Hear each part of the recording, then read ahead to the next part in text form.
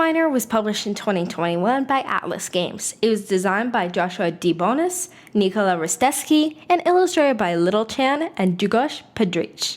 One of four dwarves mine, drink, and battle the pesky dragons that have returned to their precious caverns.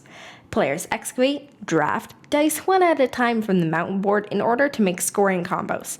You can share beer with a friend by choosing one, then rolling that die and giving it to them. Afterwards, you may excavate 2 dice from the board instead of 1. When excavating, you may only take a die with 2 uncovered sides. If you share a beer, you may take dice with only 1 uncovered side. Choosing when to use your beer is key because they can let you grab useful dice but are not worth points otherwise. At the start, choose one of the 6 heroes. These grant unique powers. The treasures grants 2 extra storages, plus a gem. The prospector gives a gem, plus a pickaxe to protect against cave-ins.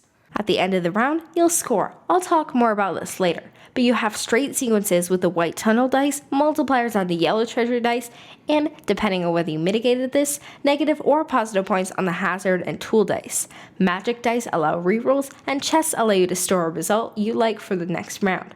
Why do this? Once you've scored, you re-roll those dice and start the next round, getting more dice as you play. The winner is the player with the highest score after 3 rounds. To break it down, tunnel, collect treasure, fight dragons, and become the richest dwarf. That's Dice Miner. Our games of Dice Miner and Collegic Sediment Takedown have taken around 30 minutes. Games will not vary much. Turns are usually quick, and scoring is as well once you understand how it works. I feel this game is best with 3 people as it's the right amount of chaos. It's very hard to plan anything in a 4-player game, and 2 is a little too calm. I found the solo game rather boring, honestly. You need about 3 feet by 3 feet of table space to play this.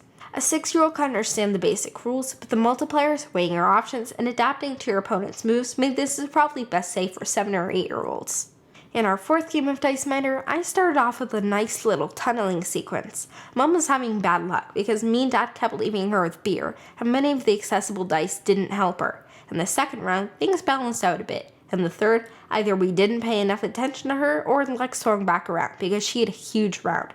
Thankfully, it wasn't enough to beat me.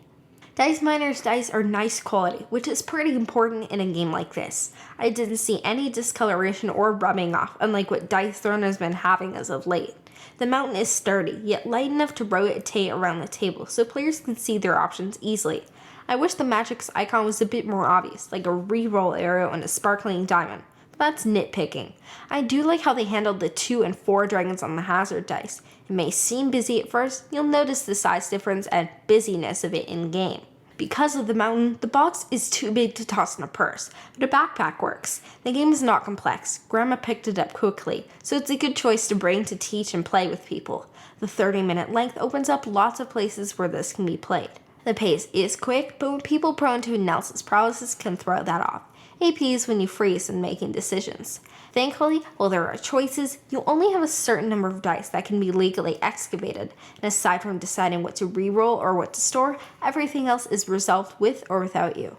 The arc is kind of interesting. As the excavation round goes on, you go from few choices to many, and then back to only a few/1/none again. At the beginning, beers are handy to grab lots of dice, but you want to be rid of them later because they're not worth points.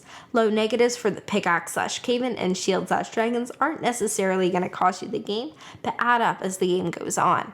Those beers are neat. Maybe you won't want to give your opponent a chance to take multiple dice, so you can hold on to them yourself if no useful dice are available to draft. Save them for the right time. This is a dice game. Setup and gameplay are randomized.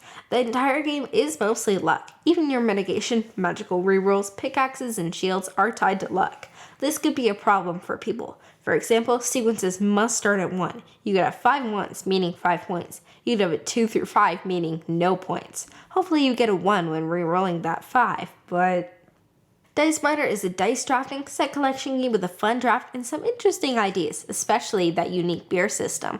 I did enjoy this, and there isn't really anything wrong with it. Grandma liked it enough that we hadn't borrowed this from the rathole.ca's Dave Chapman and keep it over at Grandma's house for whenever we visit. Unfortunately for us, maybe even for me, it's too simple to play regularly and too luck-driven. I want to feel like what I'm doing matters, especially in a 30-minute game.